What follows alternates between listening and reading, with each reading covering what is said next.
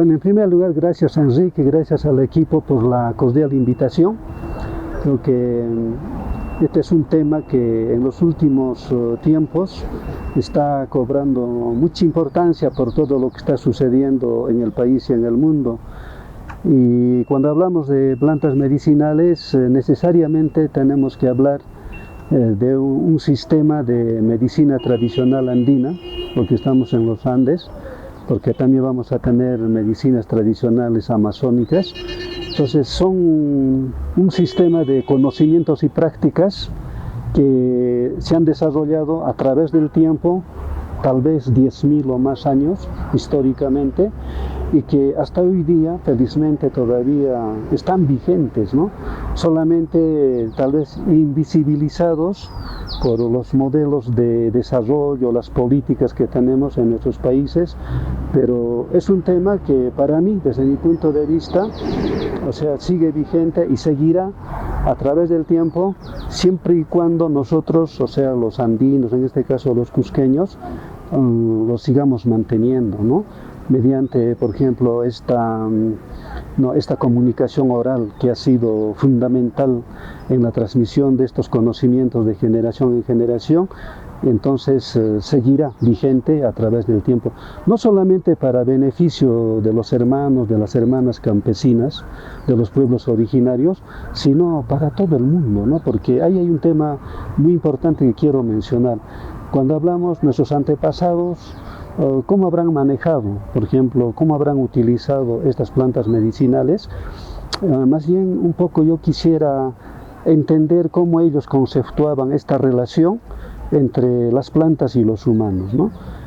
Era más que todo un proceso de convivencia, ¿no?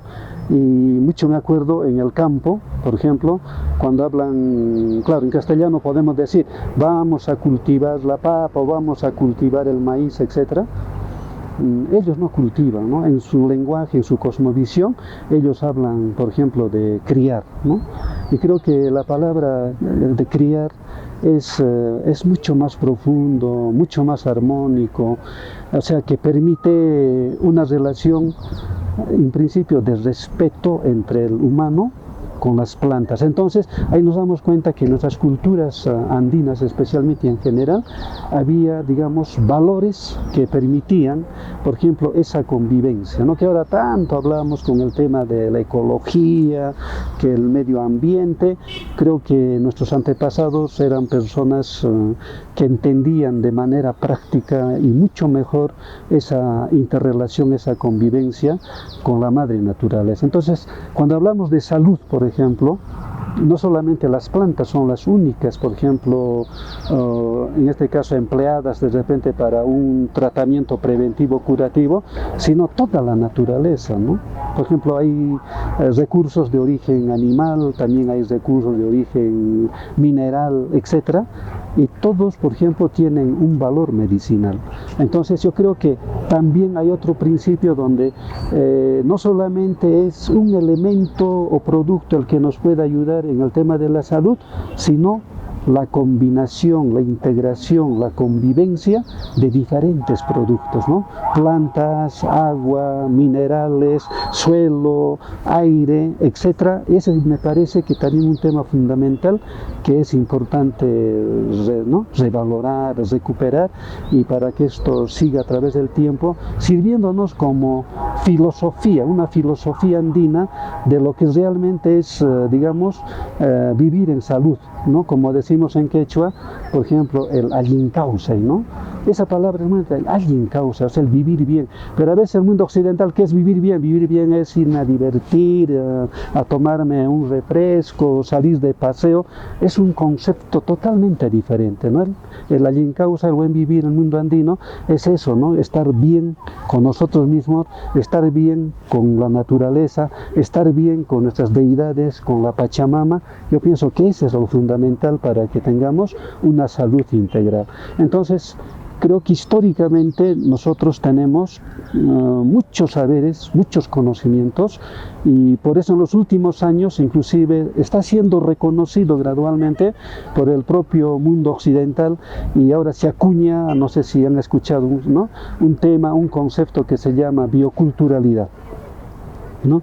Y justamente es eso, expresa exactamente lo que nuestros antepasados, o sea, siempre han puesto en su vida diaria, ¿no? Por ejemplo, biocultural, lo biológico, en este caso la diversidad biológica que tenemos en los Andes, plantas, animales, naturaleza, y por otro lado, cultura, o sea, esos saberes, esos conocimientos que nuestros antepasados han desarrollado a través de la experiencia, de la prueba y error durante siglos, durante cientos o miles de generaciones, ¿no? Entonces tenemos un concepto de bioculturalidad muy interesante. Como te digo, que ahora recién está siendo tal vez comprendido, entre comillas, por el mundo occidental moderno, porque ya no hay, digamos, alternativas para solucionar en este momento, por ejemplo, los diferentes problemas que tenemos, especialmente los problemas ambientales, los problemas, por ejemplo, de falta de alimentos, los problemas, por ejemplo, que se han venido de enfermedades, de sequías, como el último coronavirus, ¿no?, que tenemos, etc.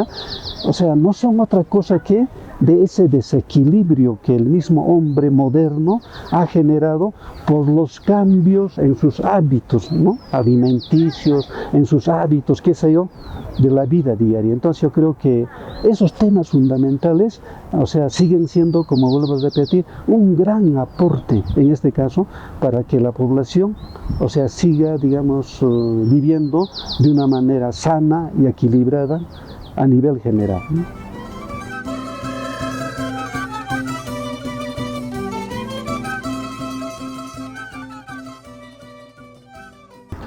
Sí, pienso que el tema, o sea, está básicamente relacionado con los modelos de política que tenemos en cada país. O sea, del Perú, ¿qué podemos decir? Efectivamente, o sea, por ejemplo, las políticas de salud están orientadas casi al 100% solo, digamos, a la medicina occidental o medicina alopática. Entonces ahí tenemos un gran problema, ¿no? O sea, no se reconoce que nosotros somos un país pluricultural, multilingüe, y que cada pueblo originario, que son más de 50 en el Perú, cada uno tiene su propia forma de ver y comprender el mundo, la salud, la alimentación, pero todos entendemos que no es así. O sea, hay una política de salud, una ley general de salud que se impone desde arriba y se aplica en la misma política en todos los pueblos originarios. No se respeta su idioma, no se respeta su pensamiento, no se respeta su medicina tradicional. Entonces, desde el saque, como podemos decir popularmente, o sea, el sector salud está mal. O sea, no responde a las necesidades reales que la población en este momento necesita para prevenir o curar diferentes enfermedades. Y eso, claro, por supuesto conlleva también, digamos, a muchas actitudes, por ejemplo, de discriminación, ¿no? Comenzando por el propio idioma, ¿no? Personal de salud que no conoce el idioma local, entonces no va a poder comunicarse. Por más que esté bien preparado, puede ser el mejor médico, el mejor cirujano, el mejor especialista, pero en nuestro contexto cultural no sirve de nada. Igual una enfermera, digamos, A1, ¿no?, en calidad profesional, pero de nada sirve que cuando va a una comunidad, o sea, no entiende, no puede, digamos, entender o cómo poder abordar, digamos, culturalmente, digamos, el tema, digamos, de salud con la población en este caso, ¿no? Entonces, yo pienso que sí, como vuelvo a reiterar, son problemas más de tipo, digamos, cultural. Y el otro tema, que justamente por el mismo modelo occidental, o sea, la salud ha sido convertido en un negocio. O sea, creo que ahí viene otro problema muy grave, ¿no? Salud entendida en términos teóricos, desde la propia Organización de las Naciones Unidas, que, ¿no?, considerada como un derecho, O sea, en realidad ya no es un derecho, ¿no? Sino se ha convertido, así como la educación, se ha convertido en un simple negocio. Entonces, esa relación, por ejemplo, entre los que intervienen o tienen que intervenir en un proceso de salud, como es el médico, la enfermera, con los pacientes, ya no existe esa relación en ese modelo, ¿no? El médico es de repente simplemente un empresario, ¿sí? Y el paciente se convierte en cliente. Entonces, este modelo ha hecho que, digamos, el tema de la salud se convierta simplemente en un negocio. Y eso prácticamente borra totalmente cualquier posibilidad, por ejemplo, de aplicar o de retomar, por ejemplo, esos conceptos o esas prácticas de las medicinas tradicionales que están más, digamos, de repente enfocados en la relación humana, ¿no? En la relación afectiva, en una relación de respeto, porque entre personas no hay ninguna diferencia, ¿no? O sea, el médico es tan igual como el paciente, porque es humano, porque es una persona, tiene sentimientos, pero en este modelo, o sea, frío, donde siempre hay una verticalidad, donde el médico o la enfermera siempre es superior, el paciente siempre está en la línea de más abajito, sumiso o subordinado a lo que te diga el profesional. Entonces, ha cambiado mucho. Entonces, pienso por eso que los sistemas de salud en general deben cambiar, ¿no? Comentábamos un poco fuera de cámara que en el Perú tenemos desde hace exactamente 20 años, más o menos 20 años, tenemos la creación por ley de un Instituto Nacional de Medicina Tradicional, que luego, después de 5 años más o menos después, solamente cambió de nombre al Centro Nacional de Salud Intercultural, que es parte del MINSA. O sea, es una línea incluso de investigación dentro del MINSA, dentro del Instituto Nacional de Salud, pero ese es el gran problema. En el Perú tenemos muchas veces un marco jurídico muy interesante, ¿sí? Pero el gran problema es que no se cumple, o se cumple a la medida o a la comprensión de los que están en el poder, en la parte dominante. Entonces, cuando hablamos de salud intercultural, efectivamente, pues no hay salud intercultural, porque o sea, ¿cómo entendemos interculturalidad? En ese diálogo, en esa conversación entre dos personas de diferentes culturas, pero bajo un principio de respeto, de equidad. Pero eso exactamente en el Perú no está funcionando, ¿no? Y siempre menciono en toda conversación o evento que hay, por ejemplo, acá siempre escuchamos, ¿no?, que el MINSA ha avanzado bastante, por ejemplo, con los temas de parto vertical, ¿sí? Como si el parto vertical fuera el único tema, por ejemplo, cuando hablamos de salud. Es una parte pequeña, es interesante, pero tampoco el tema de parto vertical, o sea, no está plenamente desarrollado como un trabajo intercultural, porque sigue siendo la profesional o el profesional de salud, sigue siendo el que, o sea, domina, digamos, en este caso el escenario, ¿no? El que da las instrucciones, el que dice a la mamita, tienes que venir a tal sitio, en tal sitio te vamos a atender, etcétera, etcétera. Entonces, pienso que el gran problema que tenemos en nuestro país es ese predominio, ¿no?, de la salud de la salud en general, por los modelos que siguen siendo bajo, digamos, en este caso, el predominio de la medicina occidental moderna, ¿no?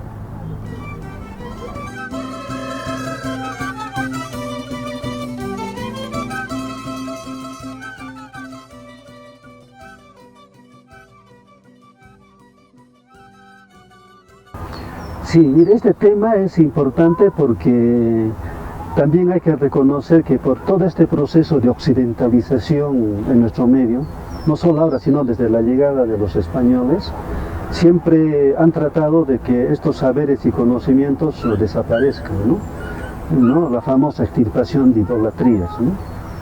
Entonces, eso también se sigue manteniendo muy sutilmente en la actualidad. Por ejemplo, digo, el modelo educativo. La pregunta sencilla: ¿cuántos cursos sobre nuestra cultura andina se enseñan en el nivel inicial, primario, secundario y universitario? Casi nada. Y el tema de los medios de comunicación, que en este momento son, digamos, determinantes en la población. ¿Cuántos de los medios de comunicación, o sea, comentan, difunden estos temas? Casi nada. Y también los medios de comunicación, como que están llevando este tema o sea, solamente a un campo también comercial, ¿no? Entonces, el problema, por ejemplo, del conocimiento de las plantas medicinales, por ejemplo, cada vez es menos en los jóvenes y en los niños, justamente por esa razón. Claro, yo digo de repente, lo más importante no solamente exigir que el modelo educativo no lo va a hacer mientras no haya cambios políticos, pero desde casa, ¿no? Papá, mamá, los mayores, ¿qué estamos haciendo en la casa, por ejemplo, con mayores, para que estos conocimientos que sobradamente todos sabemos que son importantes, porque nos sirven, eso nadie va a discutir, no se pierdan? Y cómo transmitir a los chicos, a los jóvenes, para que esto se siga manteniendo. De repente no, dentro de un modelo oficial, eso es un poco difícil en este momento, pero a nivel de la familia, a nivel de la comunidad, a nivel, digamos, de los lugares donde vivimos, donde trabajamos, creo que esa es una tarea fundamental para cada uno de nosotros, pero siempre y cuando, digamos, tengamos bien claro lo que al principio manifestaba, el tema de la identidad, ¿no? Podemos tener mejor identidad cultural, eso, ¿no? O sea, como yo, o sea, me siento orgulloso de esos saberes, de esas prácticas que mis antepasados me han dejado, ¿no? Entonces yo creo que ese sería un aspecto fundamental.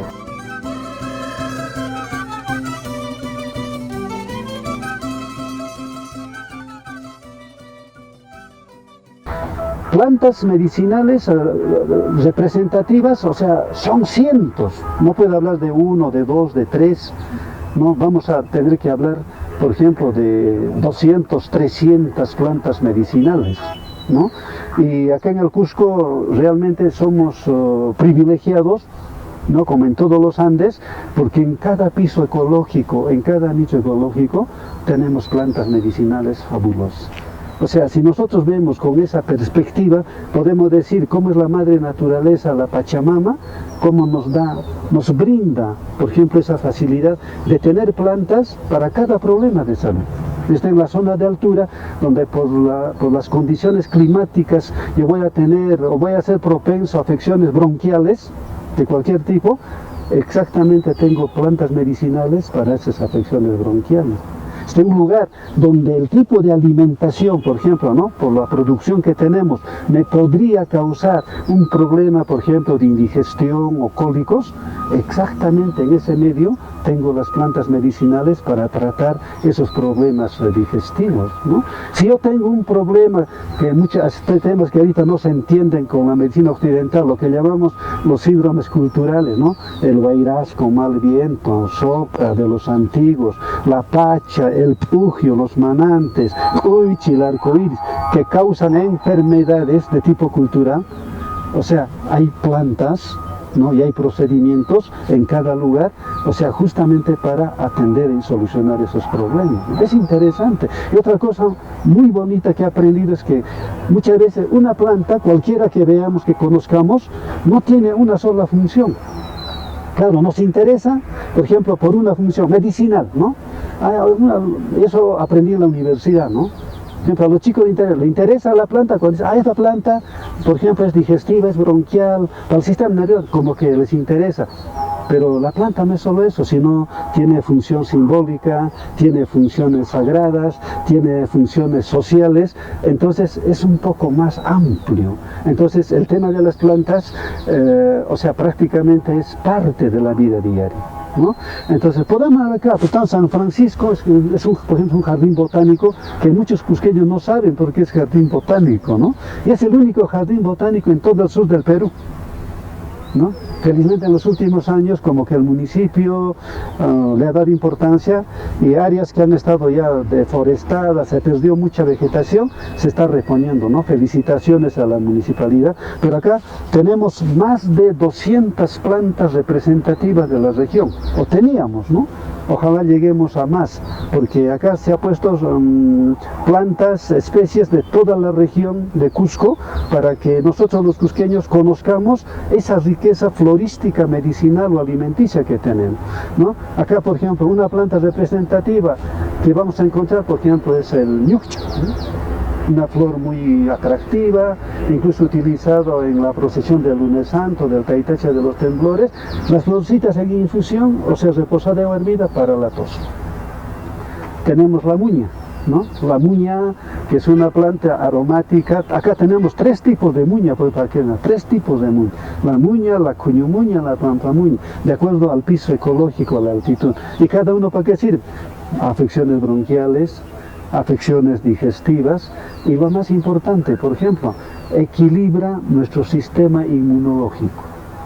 Entonces, no solamente la muña me interesa porque me cura un cólico o me cura la tos. No, miren, es mucho más amplio su acción. O sea, si yo tomo muña, no solamente cuando estoy mal, sino lo tomo como un matecito diario, un té, un café diario, voy a tener un efecto de fortalecimiento de nuestro sistema inmunológico. O sea, es una vacuna natural. Pero miren, cosas que si no investigamos, o sea, van a seguir desapercibidas, ¿no? Y de antes, cuando me preguntaba sobre el tema farmacéutico, por ejemplo, muchas veces la medicina occidental no termina por entender, menos por reconocer que casi todos los fármacos que se han desarrollado y se utilizan en la medicina occidental provienen de plantas. Hay un estudio que hace poco leía donde decían de que de cada 100 fármacos que se fabrican en el mundo, 60 provienen del mundo vegetal. Entonces, cuando hay un médico, por ejemplo, que es demasiado crítico, discriminante de las plantas medicinales, yo simplemente diría que es una persona ignorante, ¿no? Porque ni sabe lo que receta, ¿no? Y estos ejemplos vamos a poner, tenemos la aspirina, para poner algunos casos de conocimiento global, tenemos, por ejemplo, la datura, que es una planta del cual se obtiene, por ejemplo, la escopolamina. ¿Y qué es la escopolamina? Es uno de los analgésicos más fuertes que se utiliza en la medicina, y así podemos mencionar cientos de casos que la medicina moderna en este momento, o sea, utiliza para beneficio, claro, económico de ellos, y por supuesto la población se beneficia porque está recibiendo un fármaco que le va a aliviar sus problemas de salud. Entonces, tenemos plantas. Lo que sí tenemos que hacer es recuperar, inventariar esa cantidad de plantas que tenemos. O sea, muy poco se ha hecho. Por eso siempre soy crítico también, ¿no? Con nuestras facultades de biología, de botánica, donde deberíamos tener ya un inventario totalmente terminado, piso por piso, región por región, acá en el Cusco por lo menos, de las plantas medicinales que tenemos. Deberíamos tener, pero eso hasta el momento no se ha logrado. Entonces también es una autocrítica para los biólogos, una autocrítica para los investigadores de las universidades. Creo que en las universidades tenemos que cambiar de posición. Nos tenemos una región donde hay tanto conocimiento, o sea, hay una riqueza cultural, hay una riqueza biológica, y no es realmente justo que acá tengamos tantos problemas de salud, desnutrición, tuberculosis, como ahora hemos visto, por ejemplo, el tema del COVID-19, ¿no? O sea, cómo aflora ese conocimiento, esa necesidad en casos de emergencia sanitaria, donde la población nos hemos volcado otra vez a la madre naturaleza, en vista de que los hospitales colapsaron. Entonces, esa es una muestra reciente de que la medicina tradicional y el uso de plantas medicinales sigue vigente. Lo que sí hay que es cuidar, cómo cuidamos y mantenemos ese conocimiento y a la vez esa biodiversidad que tenemos por cientos, por no decir de mil. No he mencionado yucha, he mencionado la muña, puedo mencionar la maicha, podemos tener, por ejemplo, la chinchircuma, tenemos el mutuy, tenemos una infinidad de plantas, ¿no?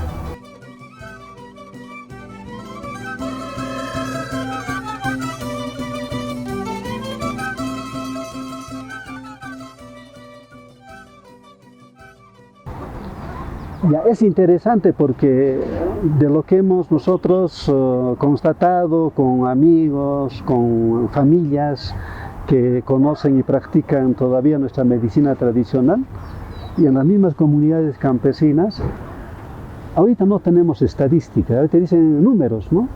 Pero ¿por qué no hay números? Porque el propio Estado no le interesa. no lo sistematiza, no lo registra. Si quisiéramos hablar, por ejemplo, del impacto que ha tenido las plantas medicinales en la prevención y curación de casos de COVID, seguramente es una cifra astronómica en contribución. Pero ¿eso alguien ha pagado? ¿Alguien ha reconocido? No. ¿Por qué? Porque falta registrar, falta sistematizar. Entonces, mientras no esté registrado en un sistema oficial, en los propios indicadores económicos se desconocen. Y es importante tu pregunta porque hace tiempo se hizo un estudio en economía y, por ejemplo, se registró, que solamente la comercialización de plantas medicinales en los mercados de Cusco tenía un significativo impacto en el PBI regional y luego se comprobó a nivel nacional. O sea, lo que falta es incorporar también la parte económica, el impacto económico, no porque solamente se vende en una botica, una farmacia tiene que estar registrado, sino también el uso tradicional. Y eso se ha visto claramente con esta pandemia del COVID. Pues la siguiente pregunta es, ¿cuánto ha contribuido las plantas medicinales a la economía del país en ahorro de miles de familias que han prevenido y se han curado con plantas medicinales sin recurrir a los servicios del Estado? Esa es una gran contribución y ojalá que con el tiempo eso se tiene que reconocer. Entonces, eso viene ¿por qué? Porque esta cantidad de familias no han dejado sus patrones culturales, ¿no? Yo he escuchado muchos testimonios donde decían, nosotros no hemos ido a la posta, porque en la posta, primero que no hay lugar, segundo todos estaban muriendo. Entonces, ¿qué hemos hecho? Hemos recurrido a lo que siempre hemos practicado en la familia y a utilizar las plantas medicinales, ¿no? Ya que en este tiempo, para mencionar el eucalipto, aunque no es nuestra, pero ya se ha adaptado a los Andes, el eucalipto, la muña, el matico que viene de ceja de selva o de valles interandinos, entre algunas plantas, pero también es bueno que en la casa, por ejemplo, todos debemos tener, y muchos tienen, por ejemplo, orégano, tenemos manzanilla, tenemos la sábila, tenemos, por ejemplo, los pillipillis, son plantas que no deben faltar. Por un lado tenemos plantas, o sea que son antibióticos, antivirales, ¿no? Y debemos tener plantas desinflamantes.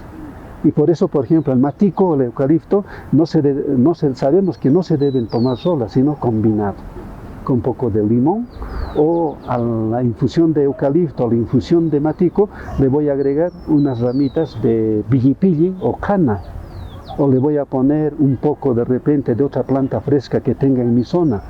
Entonces ahí viene el concepto de la sabiduría, fresco, cálido, ¿no? O nichiri, entra en ese balance térmico, y si yo tengo un balance térmico correcto, ¿cuál va a ser el efecto medicinal? 100% perfecto, o sea, curativo. Y es lo que se ha aplicado ahora.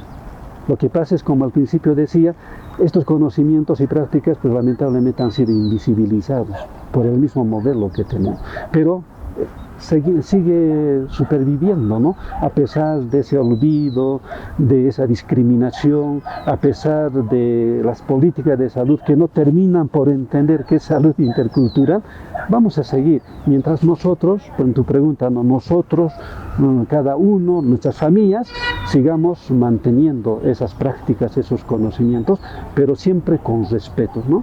O sea, no ir, porque, por ejemplo, ¿qué ha pasado ahora? Depredación, ¿no? O sea, el eucalipto, claro, hay bastante eucalipto, pero daba pena ver en las montañas los eucaliptos todos pelados, ¿no? O matico igual, barrieron con el matico, ¿no? Entonces todavía sigue calando en nuestro pensamiento el modelo occidental del extractivismo, del facilismo. O sea, lo que no me cuesta, voy y lo recojo, ¿no? O sea, la política del vivo, del criollo, ¿no? Quien va y trae más, gana más. Entonces yo creo que esos temas también tienen que ser parte de la reflexión dentro de todos estos temas que estamos hablando, ¿no? Sí, hay que ir a las plantas básicas, ¿no? Las digestivas. ¿Quién no tiene un problema digestivo? Tener una manzanillita, una hierbabuena, una menta, un oreganito en la casa, fundamental. Ahora, depende de la región, pues, porque no todo es como Cusco, voy a Urubamba es diferente, voy a Quillabamba mucho más, pero cada localidad tiene sus plantitas con efecto digestivo, otros serán bronquiales, otros serán para problemas en la piel, otros serán para el sistema nervioso. Entonces, cada uno, según su localidad, tener las plantas que conoce, ¿no? Pues acá en Cusco, sistema nervioso, tendré pues un poco de cedrón, ¿no? O toronjil. ¿no? Si tengo un problema en la piel, heridas, ¿no? O sarpullidos o escaldadura en los bebés, ¿para qué voy a la botica? Tengo la caléndula uchujaspa, ¿no? Con un poco de manzanilla, soluciona el problema, ¿no? Problemas respiratorios, ni hablar, desde el eucalipto, que es más abundante, tengo la muña, tenemos el propio orégano, que a la vez es digestivo, es respiratorio, ¿no? Tenemos, por ejemplo, la yaulitica, que es muy famoso culturalmente en nuestro medio, para la tos, como desinflamante general, por ejemplo, la mullaca, que ya muy poco tomamos. Yo recomendaría tomar todos los días, por ejemplo, mullaca. Un gran desinflamante del sistema digestivo, desinflamante del sistema genitourinario, de todo. Pero ¿de qué sufrimos más? Problemas inflamatorios. ¿Y qué es un problema inflamatorio? Por ejemplo, enfermedades crónicas. No solamente es una inflamación del estómago, sino el cáncer es un proceso inflamatorio. El asma es un proceso inflamatorio de las vías respiratorias. ¿Qué es, por ejemplo, la gastritis? Es un proceso inflamatorio del tejido intestinal. Entonces, tenemos plantas antiinflamatorias maravillosas. Por ejemplo, la muñaca, tenemos, por ejemplo, los pillipillis, tenemos plantas desinflamatorias como, por ejemplo, el berro, ¿no? Los berros, el berro de flor blanca, de flor amarilla. Entonces, yo creo que sería interesante que en cada localidad, ¿no? Por ejemplo, tomando como sugerencia tu pregunta, además debemos tener un pequeño listado, inventario de plantas por localidad, por comunidad. Entonces, como hablamos occidentalmente, un vademécum. Cosa que tenemos las plantitas herborizadas y tenemos los usos tradicionales de la zona. Entonces, cualquier problema que tengamos, tenemos ya un documento donde podemos recurrir. Esa sería una sugerencia que se puede trabajar cuando decía, por ejemplo, a nivel educativo, desde la escuela, ¿no? Escuela y en los niveles superiores con mayor razón. Que una enfermera no conozca plantas medicinales, un médico peor que no plantas, para mí no es profesional de salud.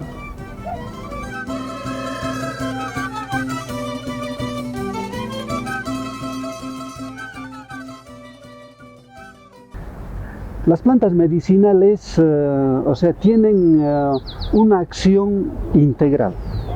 Yo creo que esa diferencia es importante comprender. Por ejemplo, cuando uso una pastilla de laboratorio de farmacia y cuando utilizo una planta, o sea, no son similares. O sea, por principio, ¿qué es un producto farmacéutico? Es una molécula, un principio activo purificado, aislado. Entonces se vende ya en pastillas, en cápsulas, en las formas de presentación, pero es un principio activo puro. Puede ser de origen natural o puede ser de origen sintético. En cambio, la planta, la hoja, las flores, las raíces, según la parte utilizada, contiene no un principio activo, puede tener 20, 60, 80 o más metabolitos o principios activos.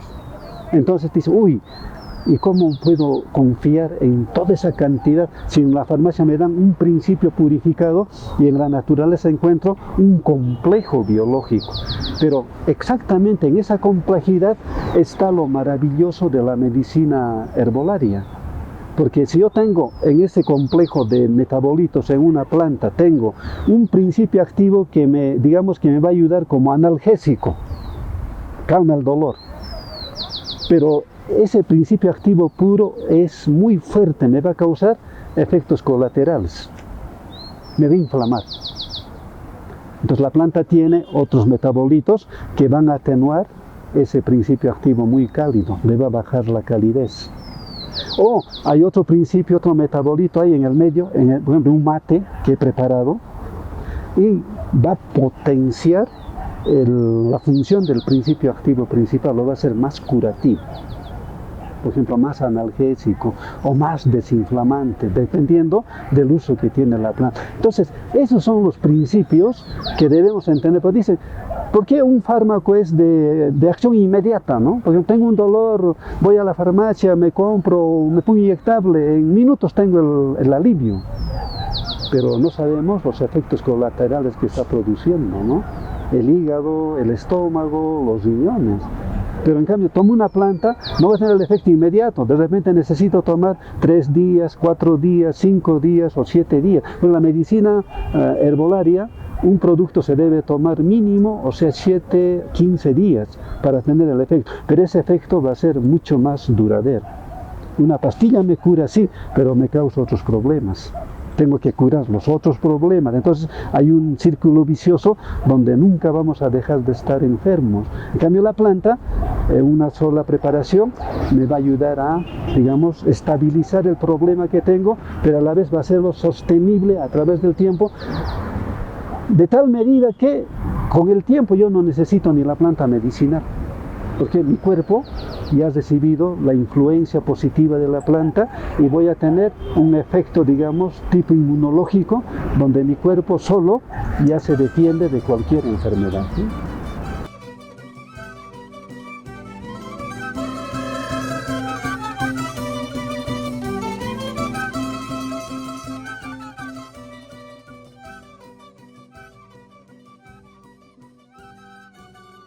Sí, me parece interesante la pregunta.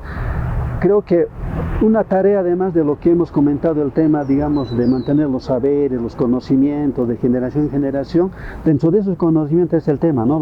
Cómo, por ejemplo, recuperar esas plantas, en la medida de lo posible, cómo cultivarlas, si se pudiera cultivar, o cómo mantenerlas en su hábitat natural. Entonces creo que ahí tiene mucho que ver también otros temas, por ejemplo, que afectan a las plantas medicinales, ¿no?